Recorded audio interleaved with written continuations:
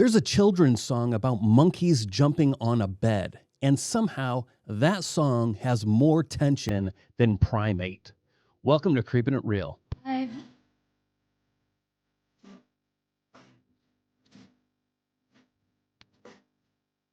Thanks for joining me. I'm Judah. We're talking about 2025's Primate. Last week, I decided to have some bro time with my cousins Ryan and AJ, and going and seeing a movie seemed like the right thing to do. And I'm going to be honest, I went in biased in the first place. As a child watching Svengoolie, I was always excited to see what the monster would be for this week's, creature feature. And then when the reveal was just a gorilla, there was always immense disappointment. And I think that disappointment has followed me into adulthood. Now, when I first saw the trailer, my first thought was Jordan Peele's Nope. I think we can all agree that Nope was not one of his better movies. But a lot of people, when talking about Nope, would reference the subplot of the chimp that went crazy and killed people, and how they felt that they would have enjoyed watching a movie following that story versus the alien storyline. And I somehow feel like the director for Primate saw all those reviews and was like, you know what? They're not wrong. I'm going to make that movie. I don't watch reviews of movies before I see them, especially if I'm going to make a review on the movie.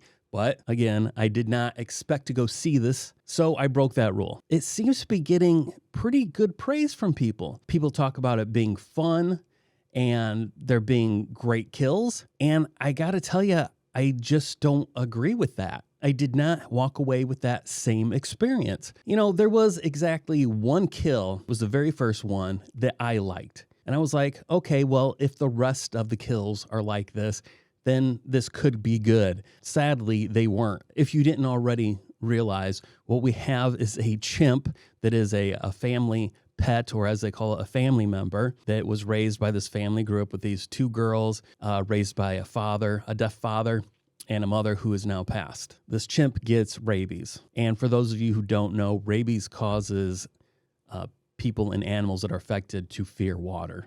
We have these group of girls, the monkey's going crazy, the chimp is going crazy, and they jump in the swimming pool. So most of the movie takes place in these girls being in the swimming pool, staying safe from this chimpanzee. Everyone that was at that home is dead because of the chimpanzee. The only people that are left are his two daughters. Now, when the father arrives, you start to get this sense of relief. Now, he walks in. He doesn't know anything bad has happened, and he's looking around. Now, he's walking through the living room, and Ben, the chimp, comes behind him. Well, this man is deaf. He doesn't hear the grunting and stuff of Ben, so he doesn't turn around. One of the daughters sees that the dad is in danger. She distracts Ben, and then Ben chases after her. Now, this is where the tension actually works. And not so much the fear for her, but it was this buildup of relief that safety, the representation of safety I saw in the father, or being rescued, was suddenly yanked out from underneath me, realizing that he can't hear what is going on.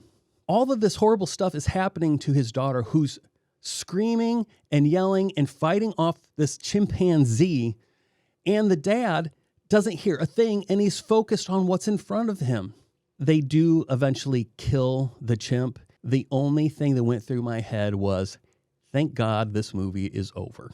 You have this chimp that has been raised to communicate, taught sign language, and they have a touchpad for this chimp that has commonly used words, so he can touch on it, and this touchpad will speak the words. It's almost like you see those videos on YouTube of people training their cats and dogs that have the buttons that they step on and they say a word.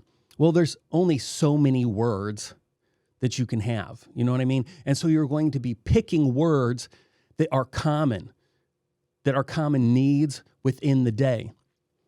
For some reason, after all the girls jump in the pool to stay away from Ben, because Ben's going crazy from rabies, he goes and gets his touchpad, and he just sits at the edge of the pool pushing the same button. Die, die, die, die, die, die. And that's supposed to build fear in you. And The only thing I could think is, why the hell is the word die on his touchpad? How often do you and I use the word die that we need to put that as one of the primary words that we get to touch when we need to speak? It makes total sense to put the names of the people, the staff, or the caretakers on there.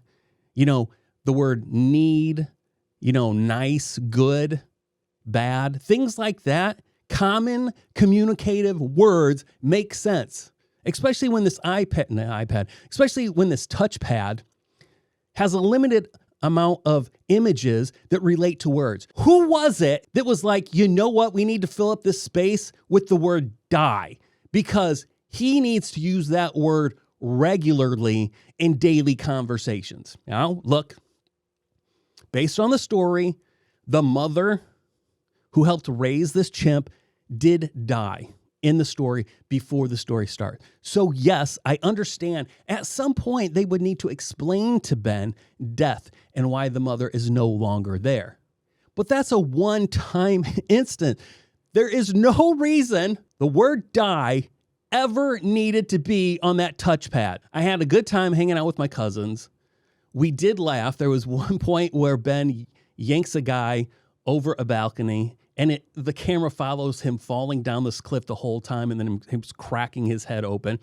And I giggled, not because I wanted this man to die, but it just looked so stupid. So I'm going to land at a 3 out of 10. Fully knowing, please, that I am biased, that chimp, monkey, gorilla movies, I just don't care. Since childhood, they have just been for me. Always just I'm out. No thanks. Boring. I want to see monsters. I want to see creatures. I want to see aliens.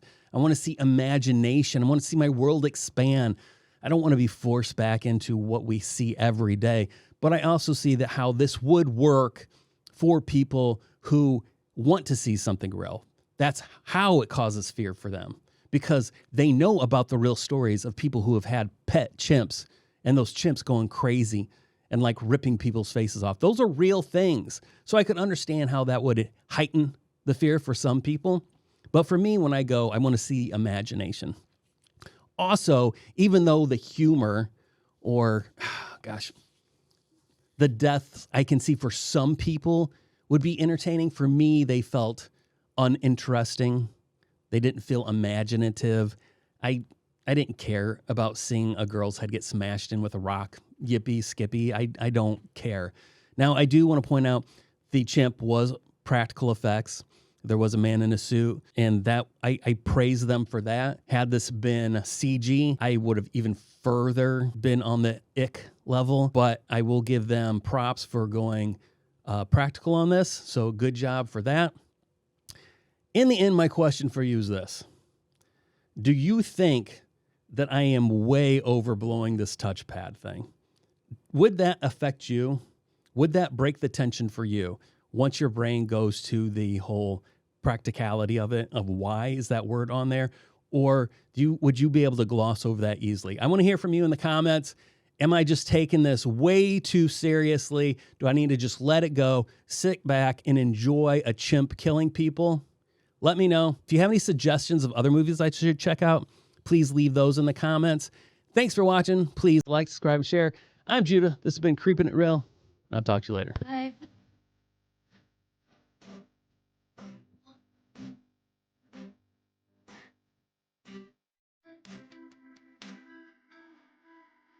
Yep.